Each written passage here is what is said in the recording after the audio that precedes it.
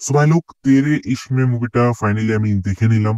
আর সবাই শুধু এই মুভির ভেতর থাকা রোম্যান্সটা দেখছে, কিন্তু আসল টুইস্টটা লুকিয়ে আছে এই মুভির টক্সিসিটিতে।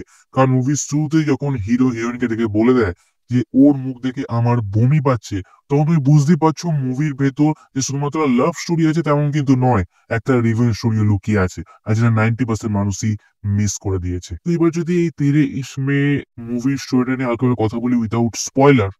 সো এখানে ধনুষের ক্যারেক্টারটার নাম হচ্ছে শঙ্কর, আর কৃতি সেননের ক্যারেক্টারটার নাম হচ্ছে মুক্তি। And ধনুষ দিল্লি কলেজের একটা দাদা বলা যেতে পারে। Yes, যে সবাইকে খুব পেটায়। ওকে, তো সে খুবই একটা ভায়োলেন্ট ম্যানের ক্যারেক্টার প্লে করছে এই মুভির ভেতর। আর কৃতি সেনন যে হিউম্যান সাইকোলজির উপর পিএইচডি করছে, তো তার টাস্ক হচ্ছে এটাই, ধনুষকে একটা ভায়োলেন্ট ম্যান থেকে একটা গুড পার্সনে কনভার্ট করা। তো কৃতি সেনন কি ধনুষকে মানে শঙ্করকে ভায়োলেন্ট থেকে একটা নন ভায়োলেন্ট ম্যান করতে পারলো, নাকি ধনুষ মানে শঙ্কর আরো ভায়োলেন্ট হয়ে গেল? এটা জানতে গেলে তোমাকে ডেফিনেটলি এই তেরে ইসমে মুভিটা ওয়াচ করতে হবে। তো আমি যদি এই তেরে ইসমে মুভিটাকে এক লাইনে রিভিউ করতে, আমি এটাই বলবো, এক দিওয়ানে কি দিওয়ানের থেকে যথেষ্ট ভালো হয়েছে তেরে ইসমে মুভিটা, যথেষ্ট। তো এবার যদি এই মুভির ভালো দিক নিয়ে কথা বলি, মানে পজিটিভ দিক নিয়ে কথা বলি, তো এই মুভির ফার্স্ট হাফ, ইয়েস, এই মুভির ফার্স্ট হাফ এতটা মজাদার ছিল, এতটা এঙ্গেজিং ছিল যে কখন এই মুভি ফার্স্ট হাফ বার হয়ে যায় আমরা বুঝতেও পারি না। বাট এই মুভির আসল প্রবলেম স্টার্ট হয় এই মুভির সেকেন্ড হাফ দিয়ে, যেটা আমি ডেফিনেটলি আগে কথা বলবো।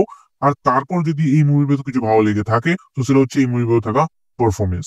ইয়েস, সেটা তুমি আমাদের টোটা নিয়ে নাও, বাংলার টোটা এই মুভির ভেতর আছে, আমার পারফরমেন্স আমার বেশ ভালো লেগেছে। তার পাশাপাশি প্রকাশ আছে ক্যারেক্টারটা এই মুভির একটা আন্ডাররেটেড ক্যারেক্টার।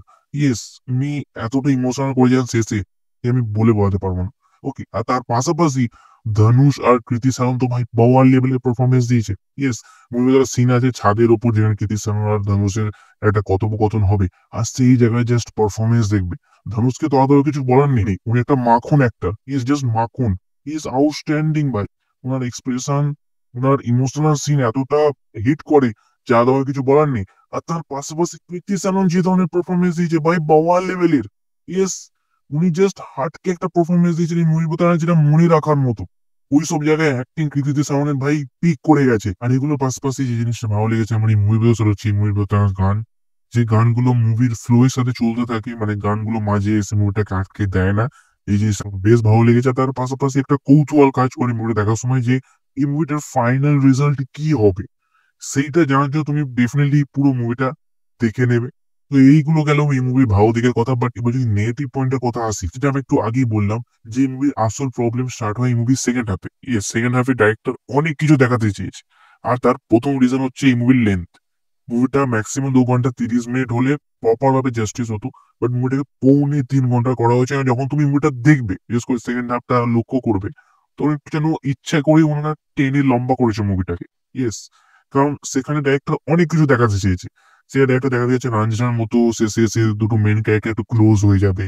ইয়েস, বাট আমরা আবার রাঞ্জনার মতো সেম এন্ডিংও দিতে পারবো না, আমাদের একটু আলাদা যেতে হবে। তার পাশাপাশি আমাদের এয়ার অ্যাকশন দেখাতে হবে, তার পাশাপাশি মুভির শেষে গিয়ে আমাদের একটা ইমোশনাল এন্ডিংও দিতে হবে। তো এই সব কিছু দেখানোর চক্করে সেকেন্ড হাফটা টোটালি খিচুড়ি হয়ে যায়। ইয়েস, অ্যান্ড বিশেষ করে এন্ডিংটা খিচুড়ি হয়ে যায়। ওকে, তো এছাড়া আমি আর কিছু খারাপ জিনিস এই তেরে ইসমে মুভিটা তো খুঁজে পাইনি। আমি যেহেতু আগেই বললাম এক দিওয়ানে কি দিওয়ানে থেকে যথেষ্ট ভালো হয়েছে মুভিটা, যে কারণে আমি এই তেরে ইসমে মুভিটা দেবো 5-এর ভেতর 4টে স্টার। আর তুমি যদি অলরেডি দেখে থাকো ধনুষ আর কৃতি সামনে এই তেরে ইসমে মুভিটা, তুমি অফকোর্স কমেন্টে জানাতে পারো তোমার কেমন ছিল এক্সপিরিয়েন্স।